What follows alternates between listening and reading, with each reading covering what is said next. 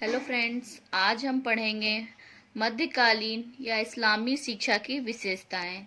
तो जैसा कि हमने पिछले वीडियो में पढ़ा था कि जो इस्लामिक शिक्षा है उसमें जो पाठ्यक्रम किस प्रकार का है, कौन कौन सी उपाधियां दी जाती हैं और इस्लामिक शिक्षा का जो शिक्षण केंद्र है वे कहाँ कहाँ पर है। तो ये सब हमने पिछले वीडियो में पढ़ा था। तो आज का हमारा टॉपिक है इस्लामी शिक्षा की विशेषताएं। ठीक है, तो आइए स्टार्ट करते हैं हमारा आज का टॉपिक। हमारा पहला है सांसारिक दृष्टिकोण। सांसारिक दृष्टिकोण कहने का तात्पर्य जो इस्लाम धर्म के लोग होते थे वे अध्यात्म में विश्वास नहीं करते थे। उनका मानना था कि जो भी है मानव जीवन ही, अर्थात वे मानव जीवन को बहुत अधिक महत्वपूर्ण मानते हैं और वे जो है पुनर्जन्म जैसे सिद्धांतों पर विश्वास नहीं करते हैं। ठीक है, और जो इस्लामिक धर्म के लोग होते हैं उनका सर्वप्रथम जो लक्ष्य होता है वे है शिक्षा प्राप्त करना। ठीक है, क्योंकि बिना शिक्षा के ज्ञान जो है मुक्ति के मार्ग को प्राप्त नहीं कर सकता है। ठीक है, और जो मुसलमान स्त्री हो चाहे पुरुष हो उनके लिए ज्ञान प्राप्त करना अनिवार्य होता है। बच्चों में जो बच्चे होते हैं उनका प्रारंभ में कुरान पढ़ाई जाती थी। ठीक है, जिससे कि वे इस्लाम के मूल सिद्धांतों के विषय में जानकारी पा सके। और मोहम्मद साहब के अनुसार भी शिक्षा से बढ़कर कोई दूसरा उपहार नहीं है जो कि माता पिता अपने बच्चे को दे सके। ठीक है, इस्लामी शिक्षा का जो दूसरा लक्ष्य होता था वे प्रचार प्रसार करना होता था, अपने धर्म का प्रचार प्रसार करना होता था। ठीक है, और जो है कि ज्ञान के द्वारा इंसान जो है अपनी जितनी भी इच्छाएं होती हैं उनको जो है कि वे तृप्त कर सकता है, अर्थात तो उससे संतुष्ट हो सकता है ज्ञान के द्वारा। तो जैसा कि हमने उदाहरण के तौर पे हम ये भी ले सकते हैं कि जो उच्च स्तर पर शिक्षा प्राप्त करते थे मदरसों में उन्हें जो है कि उच्च पद भी प्राप्त होता था। ठीक है, जैसे वजीर, काजी आदि जो भी उच्च पद होते थे इन्हीं को दिया जाता था। ठीक है, और कला कौशल चिकित्सा आदि उपयोगी विषय के शिक्षा भी जो है कि ये लेते थे। तो ये हो गया हमारा सांसारिक दृष्टिकोण। दूसरा है शासन द्वारा संरक्षण। शासन द्वारा संरक्षण कहने का तात्पर्य है कि इस्लामी शिक्षा शासकों के संरक्षण में पली बढ़ी। शिक्षण संस्थाओं को शासन की ओर से आर्थिक सहायता और जागीरें दी जाती थी। शासन की ओर से मकतब मदरसे भी खोले गए और इस्लामी साहित्य के पुस्तकालय भी स्थापित किए गए। मुसलमान शासकों ने अपने दरबारों में विद्वानों को संरक्षण भी प्रदान किया। राज दरबार की शोभा इस बात पर निर्भर करने लगी कि दरबार में संरक्षण प्राप्त कवि, साहित्यकार, इतिहास लेखक, विद्वान आदि कितने हैं और किस प्रकार के हैं। ठीक है, उसके बाद हमारा है तीसरा अरबी फारसी की शिक्षा।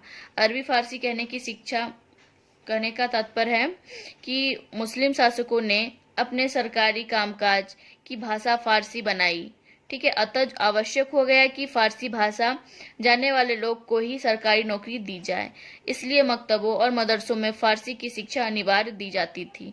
शिक्षा का माध्यम भी फारसी बनाया गया। कुरान तथा इस्लाम का अन्य बहुत सारा धार्मिक साहित्य अरबी भाषा में लिखा हुआ है, अतः अरबी भी पढ़ाई जाती थी। बाबर तुर्की था। ठीक है, उसने तुर्की को राजभाषा बनाने की कोशिश की पर असफल रहा। हुमायूं, अकबर आदि ने फिर फारसी को ही संरक्षण दिया। 14वीं शताब्दी के लगभग अरबी फारसी और हिंदी के मेल से हिंदी की एक नई शैली का विकास हुआ जिसे हम उर्दू कहते हैं। उर्दू का अर्थ होता है शिविर। प्रारंभ में उर्दू का प्रयोग शाही सेनाओं के शिविर में किया जाता था, क्योंकि सेना में भारतीय एवं विदेशी सभी प्रकार के सैनिक होते थे, अतः उनकी संपर्क भाषा के रूप में उर्दू का विकास हुआ। इसमें वाक्य संरचना, सर्वनाम, क्रिया, कारक चिन्ह हिंदी के होते थे, पर संज्ञा विशेष आदि जो है शब्द फारसी अरबी से मिले जुले होते थे। ठीक है, पर उनकी व्यवस्थित शिक्षा नहीं दी जाती थी। तो इसीलिए जो है कि अरबी और फारसी की शिक्षा पर बल दिया जाता था। उसके बाद हमारा चौथा है शिक्षा का धार्मिक स्वरूप।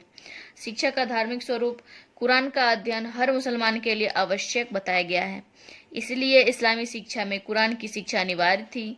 इसके अतिरिक्त दूसरे धार्मिक ग्रंथों का भी अध्ययन किया जाता था। पाठ्यक्रम का अधिकांश भाग धार्मिक साहित्य ही होता था।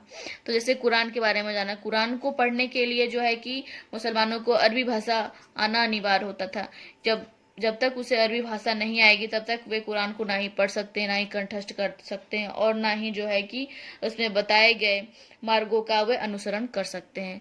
तो उसके बाद हमारा पांचवा है विस्मिल्लाह रस्म। विस्मिल्लाह रस्म के बारे में हमने पढ़ा था कि जो इस्लामिक शिक्षा के अंतर्गत बालक की शिक्षा विस्मिल्लाह रस्म से की जाती थी। मकतब में प्रवेश इसी रस्म से होता था।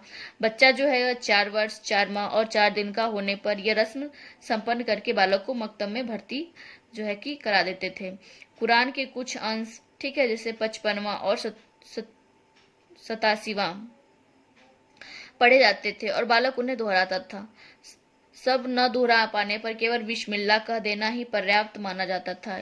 तो इन मकतबों में जो है हिंदू बालक पढ़ते थे, उनका भी प्रवेश बिस्मिल्लाह रस्म से होता था। ठीक है। उसके बाद हमारा है दंड व्यवस्था। दंड व्यवस्था कहने का तात्पर्य है कि अपराध करने पर विद्यार्थियों को कठोर दंड, चाहे वह शारीरिक हो, ठीक है, या मानसिक, किसी प्रकार का दंड, मतलब दंड देने की जो है कठोर प्रथा थी इस समय। ठीक है, एक रिवाज कह लें, रिवाज बन गई थी जो आधुनिक काल तक चली आने वाली क्रूर और अपराहीन जो है आधुनिक काल तक चली आने वाली एक क्रूर जो दंड था वह था मुर्गा बनाने की प्रथा। संभवतः वह इसी युग से प्रचलन में आया था। ठीक है, और मारना पीटना लात मारना ये सब जितने भी दंड थे वे भी उस समय से ही प्रचलन में आए थे। हालांकि कुछ समय पहले तक दंड दिया जाता था, लेकिन अब जो है कि दंड व्यवस्था नहीं है, पूरी तरह से मतलब हटा दिया गया है। उसके बाद हमारा है 7वां नारी शिक्षा। नारी शिक्षा क्या थी? जो है मुस्लिम समाज में जो नारी थी वह पर्दा प्रथा के कारण नारी शिक्षा के लिए मकतब में तो कभी कभी चली भी जाती थी। मतलब कि जो उसमें पर्दा प्रथा इतना था कि जो मुस्लिम स्त्रियां थी वह हमेशा बुर्के में रहती थी। ठीक है, वह मकतब में तो कभी कभी प्रारंभिक शिक्षा प्राप्त करने के लिए चली भी जाती थी, लेकिन जो उनके लिए मदरसे होते थे जो कि उच्च शिक्षा जहाँ प्राप्त होता था, वहाँ संपन्न घरों की लड़कियों की शिक्षा व्यवस्था नहीं थी। मतलब वहाँ लड़कियों की शिक्षा व्यवस्था थी ही नहीं, और जो संपन्न घर की लड़कियां होती थी वे अपने घरों पर ही जो है कि शिक्षा के लिए उनके लिए मौलवी या शिक्षा की व्यवस्था उनके घरों पर ही की जाती थी। ठीक, कुछ विदुषी महिलाओं का उल्लेख मिलता है जो कि संपन्न घरों की थी, जैसे कि हुमायूं नामा की लेखिका थी। हुमायूं की बहन गुलबदन बेगम रजिया राजतंत्र और युद्ध कला में पारंगत विदुषी महिला थी। नूरजहां अपने पति के राजकाज में सहयोग देती थी। सुल्ताना सलीमा, नूरजहां, मुमताज महल, जहां आरा आदि ने जो है कि कला और साहित्य का भी अध्ययन किया था।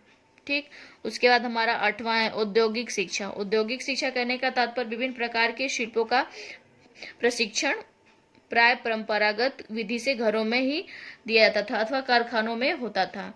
ठीक है, इसके लिए पृथक विद्यालय नहीं थे। कारखाना अथवा कार्यशालाओं में कुशल कारीगर से जो है कि विद्यार्थी जो है औद्योगिक शिक्षा का ज्ञान प्राप्त करते थे। 9वां हमारा है गुरु शिष्य संबंध। गुरु शिष्य संबंध जो है कि समाज में शिक्षक का सम्मान था उस समय भी, चाहे वह वैदिक युग हो, बौद्ध युग हो या मध्यकालीन हो। जो शिष्य है वह गुरु का सम्मान करते थे। ठीक है, विद्यार्थी भी जो है कि विनय और आज्ञाकारी होते थे, वे गुरु का आदर करते थे, उनकी सेवा करते थे। और जो मध्यकालीन शिक्षा थी इसमें गुरु और शिष्य साथ साथ रहते थे, तो गुरु को उस्ताद कहा जाता था और जो शिष्य होते थे उन्हें शागिर्द कहा जाता था। वे दोनों एक साथ जो है कि साथ छात्रावास में रहते थे। ठीक है, इसलिए जो है कि गुरु और शिष्य में व्यक्तिगत संबंध भी स्थापित हो जाता था। ठीक है, उस समय जो है कि अलग अलग कक्षा प्रणालियां नहीं थी, इसलिए जो योग्य और कुशल विद्यार्थी की प्रतिभा का पूर्ण विकास होता था। उसके बाद हमारा है 10वां छात्रावास। छात्रावास तो जैसे कि हमने जाना कि प्रारंभिक शिक्षा तो जो मकतब में होता था। ठीक है, और मकतब में छात्रावास की सुविधा नहीं थी, लेकिन जैसे मदरसे हैं, मदरसों के लिए जो है प्राय छात्रावास की व्यवस्था थी। ठीक है, मदरसे और छात्रावासों के व्यय की पूर्ति जो है दान में मिली हुई बड़ी बड़ी जागीरों से होती थी। ठीक, छात्रावासों में विद्यार्थियों को सभी अपेक्षित सामग्री निःशुल्क मिलती थी। दैनिक भोजन में भोजन, मिठाई, फल क्या मिलते थे, वस्त्र मिलते थे, जेब खर्च के लिए रुपए भी मिलते थे। वैदिक काल में या बौद्ध काल में छात्र जिस प्रकार रहते थे उससे अच्छा जो है मध्यकाल में रहते थे। ठीक है, उन्हें छात्रावास मतलब पूरे जो है सुखमय जीवन व्यतीत करते थे छात्रावास में, उनको सारी सुविधाएं दी जाती थी, जो कि वैदिक शिक्षा में और बौद्धकालीन शिक्षा में ऐसी व्यवस्थाएं नहीं थी। उन्हें जो विद्यार्थी होते थे उन्हें बहुत कठिनाइयों का सामना करना पड़ता था। उसके बाद हमारा है 11वां रटने पर बल। जैसा कि हमने पढ़ा है कि जो मुस्लिम शिक्षा व्यवस्था थी उसमें जो विद्यार्थी हैं उन्हें रटने पर बहुत अधिक बल दिया जाता था। ठीक है, फिर हमारा 12वां है मौखिक शिक्षा व्यवस्था। तो जो इस्लामिक धर्म की जो शिक्षा व्यवस्था थी वे मौखिक थी। ठीक है, मौखिक थी और जो है कि मदरसों में उन्हें जो है कि भाषण विधि के द्वारा पढ़ाया जाता था, व्याख्यान विधि आदि का जो है यूज किया जाता था। फिर उसका 13वां है मकतब और मदरसों में शिक्षा। तो जैसा कि हमने पढ़ा था कि जो इस्लाम धर्म में है मकतब में प्रारंभिक शिक्षा दी जाती थी। तो मकतब में प्रवेश के लिए बिस्मिल्लाह रस्म होता था। फिर उसके बाद जो जब बालक 4 वर्ष 4 महीना और 4 दिन का हो जाता था तब उसे बिस्मिल्लाह संस्कार कराने के बाद मकतब में प्रवेश होता था। वे प्रारंभिक शिक्षा वहां पे प्राप्त करते थे। ठीक है, उसके बाद हमारा होता था मदरसा। मदरसा में जो है कि उच्च शिक्षा यहाँ पे दिया जाता था। तो उच्च शिक्षा प्राप्त करने के लिए किसी प्रकार का संस्कार नहीं होता था।